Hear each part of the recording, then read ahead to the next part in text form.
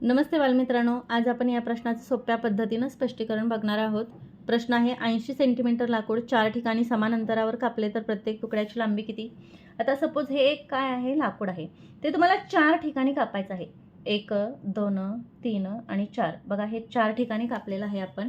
मग जेव्हा हे लक्षात घ्यायचं, कोणतीही वस्तू 4 वेळेस कापल्यानंतर त्याचे तुकडे मात्र 5 होतात.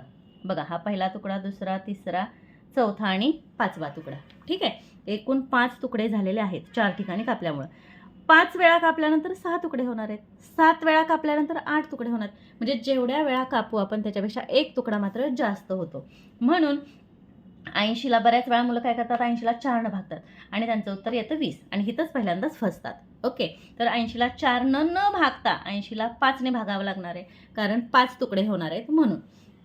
प्रत्येक तुकड्याची लांबी विचारली आहे ना आपल्याला. अनेकावरून एकाची किंमत काढायची आपल्याला, आहे की नाही. एकाची किंमत काढायची असल्यानंतर आपल्याला भागाकाराची क्रिया करावी लागते.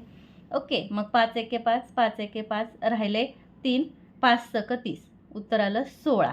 म्हणजे प्रत्येक तुकड्याची लांबी किती आली तर 16. आता पर्याय इथं तिसरा आहे 16 सेंटीमीटर. ओके, आता चौथा पर्याय 16 मीटर आहे आणि तिसरा पर्याय आहे 16 सेंटीमीटर. ठीक आहे. मग प्रश्नात काय दिलेलं आहे, आपल्याला सेंटीमीटर दिलेलं आहे, म्हणून आपल्याला उत्तरामध्ये सुद्धा सेंटीमीटरच घ्यावं लागणार आहे. ह्या एककामध्ये फसायचं नाही, म्हणून पर्याय क्रमांक तिसरा उत्तर. ओके, व्हिडिओ आवडल्यास इतरांना शेअर करा. थँक्यू.